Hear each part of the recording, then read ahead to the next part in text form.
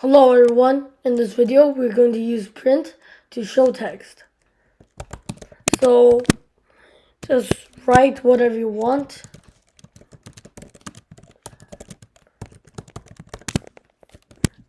And then you can also add more than one print.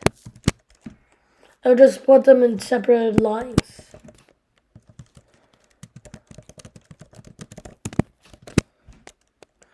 You can even put emojis.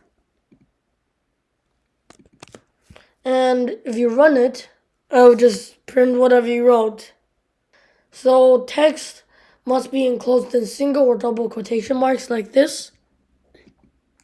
Within the print function, it will be displayed in the screen right here, and it's exactly what you write.